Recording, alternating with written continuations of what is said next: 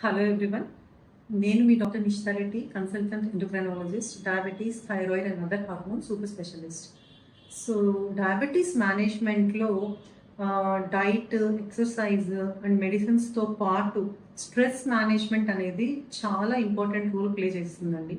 చాలా మంది sugar patients, ma'am నేను మందులు వాడుతున్నాను, రెగ్యులర్గా డైట్ చేస్తున్నాను, ఎక్సర్సైజ్ చేస్తున్నాను, బట్ స్టిల్ నా షుగర్ లెవెల్స్ కంట్రోల్ రావట్లేదు. So what is the reason అని అడుగుతూ ఉంటారు. సో హిస్టరీ తీసుకుంటే ప్రాపర్గా క్రానిక్ వాళ్ళు మానసిక ఒత్తిడికి ఎక్కువ రోజులు గురవడం వల్ల కూడా మనకి డయాబెటీస్ మేనేజ్మెంట్ అనేది ప్రాబ్లం అవుతుంది. So psychosocial stress it self can cause diabetes without any other risk factors. మన బాడీలో ఒక డిఫెన్స్ మెకానిజం అనేది ఉంటుంది, స్ట్రెస్ రెస్పాన్స్ అంటాం. So fight or flight response. ఆ కొత్త చేంజ్ కానీ, ఆ హార్మ్ కి కానీ, ఆ డేంజర్స్ కి కానీ, సో మనం బాడీ తట్టుకోవడానికి, మన సర్వైవల్ కోసం ఆ స్ట్రెస్ హార్మోన్స్ అనేవి రిలీజ్ అవుతాయి బాడీలో.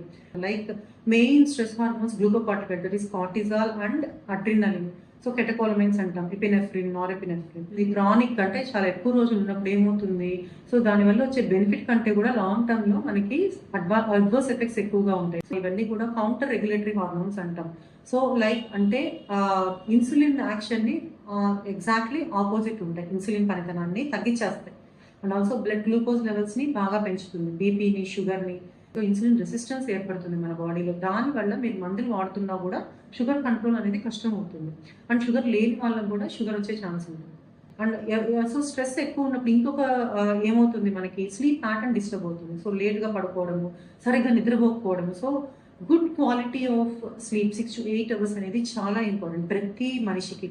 సో ఎప్పుడైతే ఆ స్లీప్ ప్యాటర్న్ డిస్టర్బ్ అవుతుందో, సరిగ్గా నిద్రపోవట్లేదు, దానివల్ల కూడా మనకి స్ట్రెస్ హార్మోన్స్ రిలీజ్ అవుతాయి. అండ్ ఆల్సో మనం లేట్గా పడుకోవడము, ఆ స్ట్రెస్ ఎక్కువ ఉండడం వల్ల ఏం చేసుకుంటాము, హంగర్ ఎక్కువ ఉంటుంది, క్రేవింగ్స్, ఫుడ్ క్రేవింగ్స్ అనేది మనకి ఎక్కువ ఉంటుంది.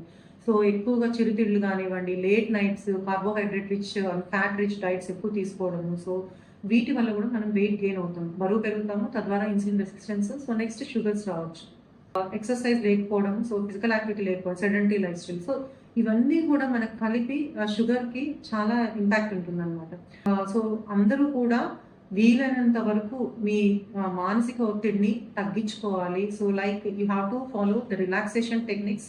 సో మైండ్ రిలాక్సేషన్ అనేది చాలా important. Like you can do deep breathing exercises, pranayama or meditation చేయండి రోజు ఒక 20 minutes, ఆర్ యోగా చేయొచ్చు. So and also like you can do whatever your favourite hobby, like listening to పాటలు వినండి, gardening చేయండి, పూజ చేసుకోండి, so or swimming. So anything whichever you feel your mind gets relaxed.